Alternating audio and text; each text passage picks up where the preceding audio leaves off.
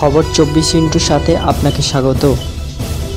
নতুন নতুন খবর জানার জন্য আমাদের চ্যানেলে চোখ রাখুন।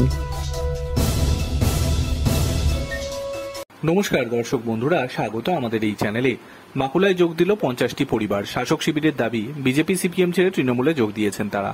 বাঁকুড়ার কোতলপুরে তৃণমূল ব্লক কার্যালয়ে এই যোগদান হয়। বিজেপির দাবি, তাদের নীতি আদর্শে বিশ্বাসী, কখনো দলবদল করতে পারে না। যারা দলবদল করেছে তারা স্বার্থের জন্য এসেছিল।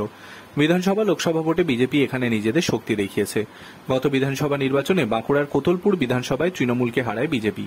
বিজেপির হরকালী প্রতিহার জয়ী হন, যদিও লোকসভা ভোটের আগে দল ছাড়েন এই বিধায়ক। যোগ দেন তৃণমূলে। তাতেই কোতলপুরে বিজেপির সাংগঠনিক ক্ষমতায় ধাক্কা খায় বলেই অনেকের মত। লোকসভা নির্বাচনে ধাক্কা কিছুটা সামলে বিষ্ণুপুর লোকসভা কেন্দ্রটি বিজেপি ধরে রাখতে সমর্থ হয়। তবে ভোটের পর থেকেই কোতলপুরে শক্তি বাড়াতে শুরু করে তৃণমূল। এই আবহে এদিনের যোগদান তাৎপর্যপূর্ণভাবে যিনি বিজেপির টিকিটে জিতে শাসক দলে যোগ দেন, সেই হরকালী প্রতিহারী এদিন নতুন সদস্যদের হাতে দলীয় পতাকা তুলে দেন। 2023 সালে তৃণমূলে যোগ দিয়ে হরকালী বলেছিলেন, বাংলার মানুষের জন্য এই সিদ্ধান্ত নিয়েছি।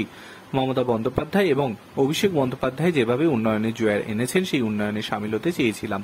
বাংলার মানুষকে কেন্দ্রের সরকার নানাভাবে বঞ্চিত করেছে, তারই প্রতিবাদ জানিয়ে তৃণমূলে যোগ। সেই বিধায়কই এদিন বিজেপি ছেড়ে তৃণমূলে আসা কর্মীদের হাতে তৃণমূলের পতাকা তুলে দেন।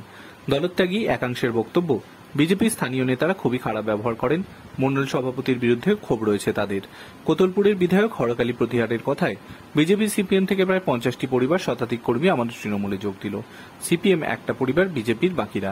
যদিও কোতলপুরের মণ্ডল সভাপতি কেশরী নাগা বলেন, বিজেপির কেউ অন্য দলে যেতে পারে না। কিছু ধান্দাবাজ লোক এদল ওদল করে বেড়ায়। খারাপ ব্যবহারের প্রশ্ন নেই। বিজেপির নীতি ব্যক্তিকেন্দ্রিক নয়। মণ্ডল সভাপতি খারাপ ব্যবহার করলে তো বলতে পারত। Bureau report.